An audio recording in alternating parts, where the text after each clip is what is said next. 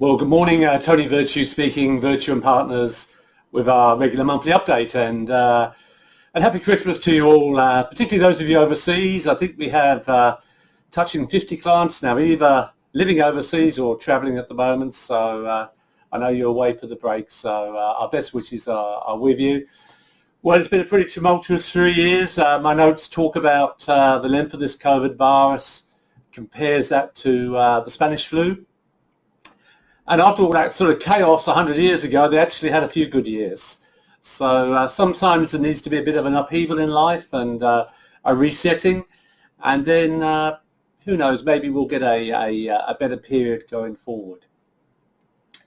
In the immediate, the year was dominated obviously by interest rates rising from really artificial lows to what is probably close to where we should be now, the right balance between the cost of capital, so people who are saving money can get a fair return. People who are borrowing money have to take a reasonable level of risk to make that work as well. So if you go back 5-10 years ago, this was not unusual with mortgage rates, and I think we need to be fairly realistic about this. And look, as always, if you take a longer term view on life, you're going to get a much more clear view of where we stand than just looking at the daily press, which has its own purposes, of course, there. Well, where to from here? It does look like China is beginning to reopen. I mean, they're still going to have to go through some pretty heavy COVID casualties, if I can use that word, but that should be good for Australian exports.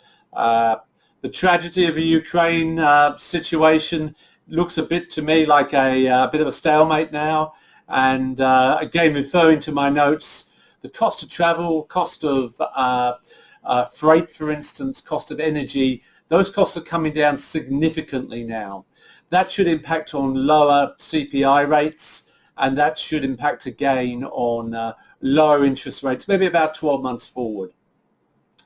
Again, probably the best way to look at this is to look at bond rates a year, 2 years forward, and that is the market's guidance as to where interest rates will be at that time. And just remember, you only lift interest rates as a government if things are doing well. If you're struggling, if unemployment's going up, if GDP is going down, let me tell you, they'll put their foot on the accelerator pretty quickly and get the economy going again. So, look, at the moment, there's a little bit of agency risk with the various officials at the RBA, the ECB, the Reserve in America not wanting to look foolish by letting the cat out of the bag and allowing wage increases to continue year on year on year, and you can see a few strikes coming through globally at the moment. So look, they want to stamp that out pretty quickly.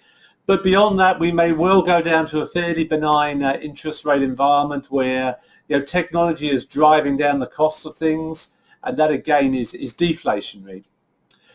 On markets, a pretty tough market, primarily on the equity side, driven by your Apples, your Amazons, your Netflixes, all had a pretty rough year, and so the Nasdaq was down around a third, and very difficult really to avoid that completely. We use these products and services all day, but maybe some good buying coming through now, and as we hit the top of the interest rate cycle, we may be looking for a better year next year, bearing in mind that share markets are typically forward-looking indicators. They're seeing beyond a recession, which we may well be in at the moment, certainly in America, and to a recovery period. Well, we're going to get a break for a week or two if we can at Christmas, New Year. It's been a pretty tumultuous time for everybody. But we thank you again for your support, and that's what keeps us going.